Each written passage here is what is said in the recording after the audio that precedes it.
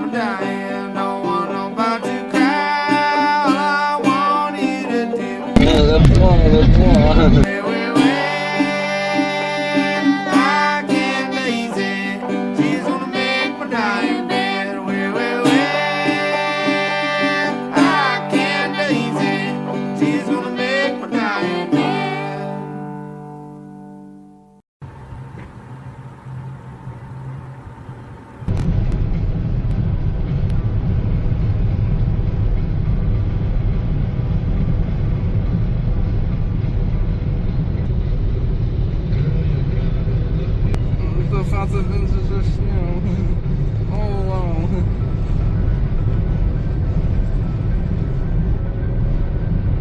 Tylko by tańszy hotel, co będzie blisko restauracja. Właśnie nie pomyślałem, zobaczę jak będziemy na Redfish Lake.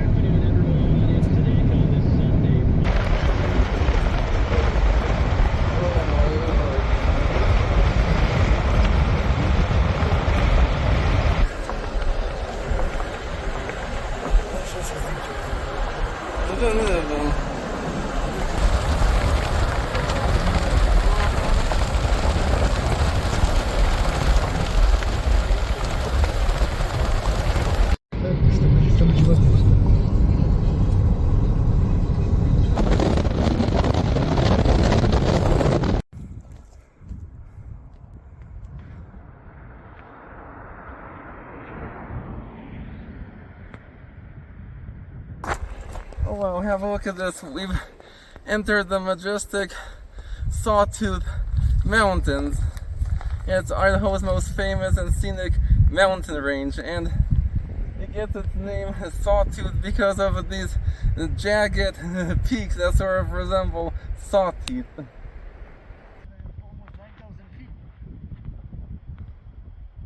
Yeah, we're about 9,000 feet. This is the highest pass on this section of scenic road. Yeah, we definitely made the right decision to substitute Snake River for this, and we've never been to these mountains before. And yeah, I have to tell you, North America has some of the most beautiful mountains on it. This is just najwyższy szczyt w Idaho. Yeah, this is the most scenic highway in Idaho. Boise niż do tego. Przez Boise będzie bliżej, powróci przez Boise będzie bliżej do domu.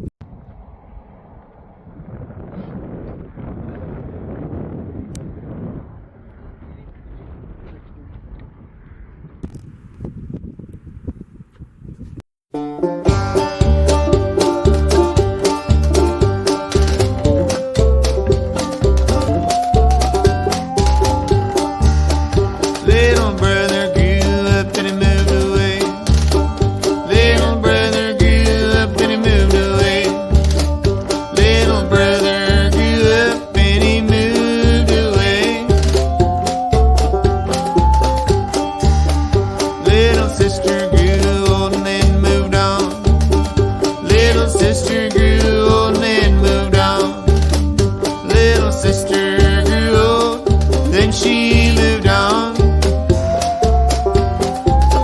I know earlier I was happy to be back in civilization, but now I'm happy to be back in the wilderness. There's something about being in the mountains that makes you feel good.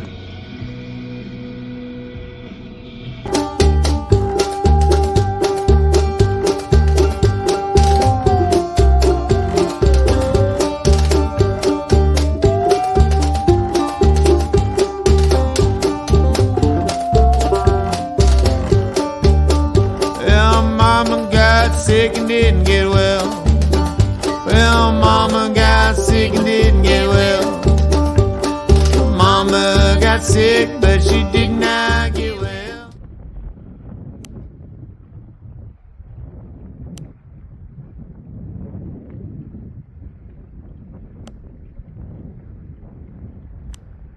Oh wow, I have to say these really are some of the best mountains I've ever seen. They're definitely better than the Caucasus. Yeah, and I thought the Steel Mountains in Oregon were impressive, but suddenly those seem very poor compared to these. Ale piękna woda.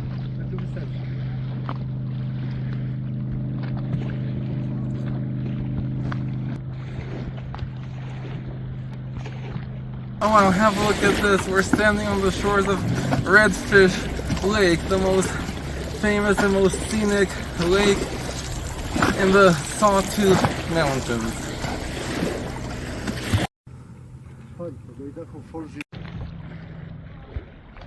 Yeah, what's most shocking is if this was in California on a holiday weekend, this place would be packed. Yet here there's almost no one.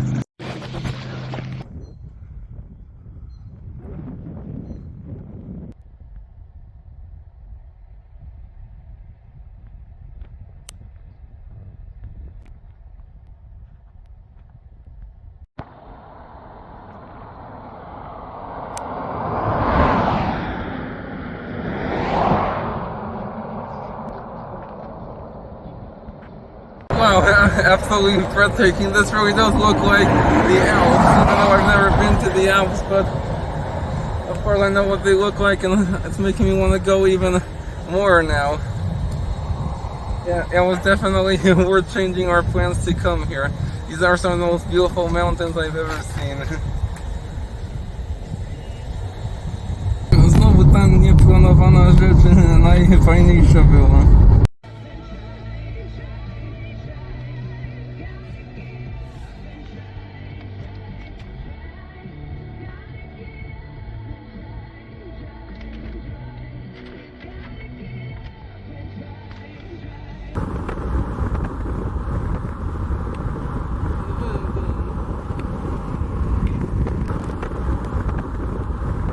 Just last year, I made over $200 with the Idaho. I'm now making my way back to Nampa via Idaho City. We've made a slight detour because I heard about this town about 40 minutes outside of Boise, up in the mountains, dating from the gold rush era, called Idaho City. Yeah, something like Jordan Valley. I think it's home to around 400 something people. But that wasn't always the case. In the mid-1860s, the town was the largest in the entire Pacific Northwest, with a booming population numbering between 6,000 to 7,000. Among them were many Chinese, but these days the only Chinese you'll see in Idaho are tourists. The one Chinese building that has survived is the Ponyam House and Store. It is also where the Grand Masonic Lodge of Idaho was founded.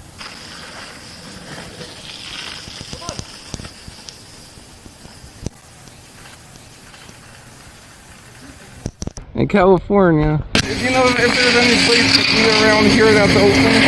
The boardwalk. See where that truck is just pulling in a restaurant there, and if that's not, then you'll have to go out on by the highway, across from the grocery store. Oh, okay, thank you. You bet. Nice guy just randomly asked me where I'm from, because they don't get too many people with cameras coming through here.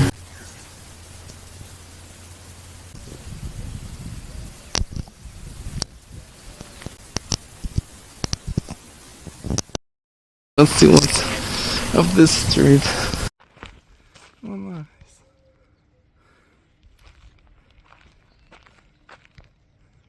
Due to its wooden buildings, the town caught fire a total of 5 times, most recently in June of 2015.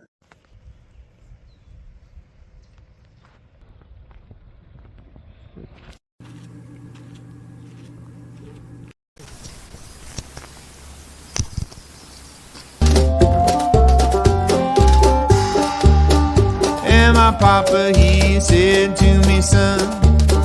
Well, my papa, he said to me, son. Well, my papa, he said to me, son. He said, son, you're all I got. I'm all alone, sitting on a bench. I'm all alone, just sitting on a bench. I'm all alone, sitting on a bench. I'm all alone, just sitting on a bench. I'm all alone, sitting on a bench. I'm all alone, just sitting on a bench. So we're supposed to be dining on Basque food in Elko right now, but due to a last minute change in plans, we're back at the same Motel 8 in Nampa. Yeah, so a bit of a longer drive home, but it was 100% worth it. The final stop on my journey is the historic mining town of Silver City.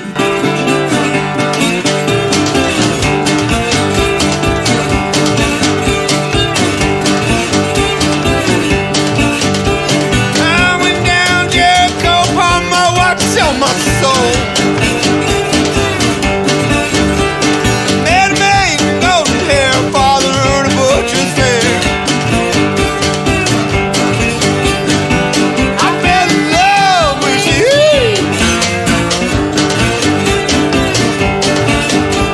Found myself in Wichita, could not tell you what I saw. Drank a toast, passed my fire, can tell you, man, I ain't no liar. I fell in love with you.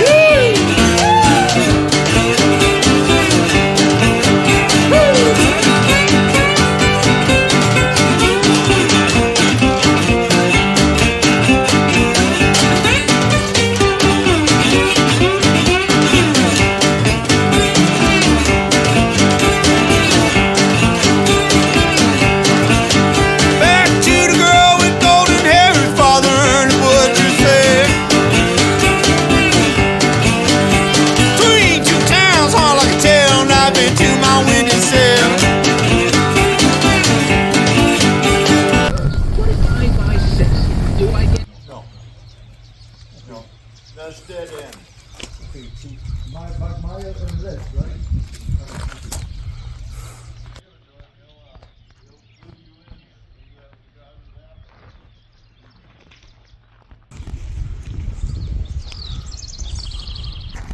We're actually heading back home today, but we made an unplanned stop to Silver City. It's supposed to be this really cool ghost town, most famous ghost town for the 19th century, an old mining town. And yeah, officially it's a ghost town, but there are about 60 families who own buildings here and who live here during the summer months, and there's even a hotel. Yeah, let's have a look around. Founded in 1864, it very quickly became a major center of silver and gold mining with some of the richest deposits in the West. At its height in the 1880s, it was home to approximately 2,500 people and around 75 businesses.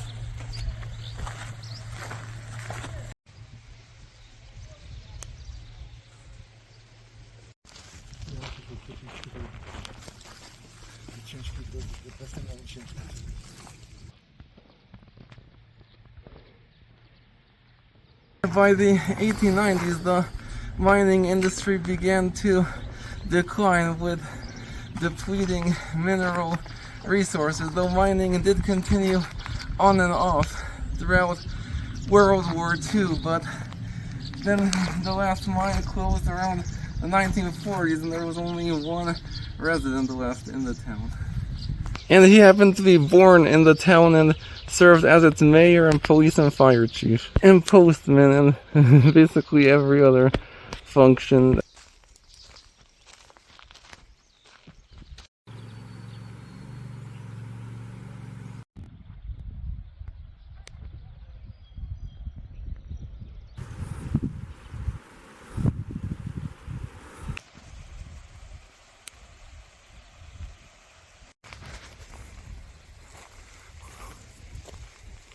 The town is noteworthy for being one of the few Wild West old gold rush era towns that didn't burn down in a fire and didn't turn into a modernized, commercialized town. Although in the 1970s they did start developing it for tourism, and in fact today there's actually a hotel and even a campground here, but it's only accessible in the summer months. During the winter it's basically cut off, and even so it's still one of the most difficult places to get to. Yeah, there's only one guy who sort of comes out here to look after the town in the winter, but other than that it's completely isolated in the winter. But amazingly they do even have Wi-Fi and radio reception here and cell phone reception.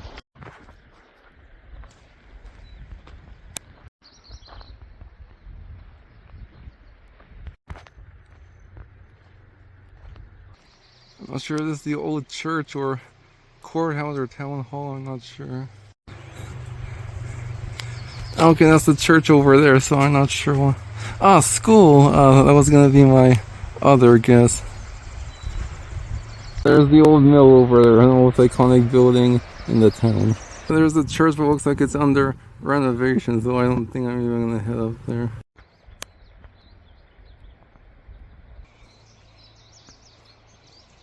So remote, it took well over an hour to get here by car on dirt road. Imagine back in the day having to haul all the supplies on mules to actually even build this place.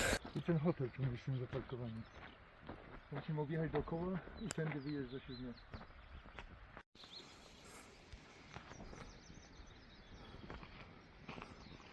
We better get going because we have a long drive back to California, but what an adventure this has been.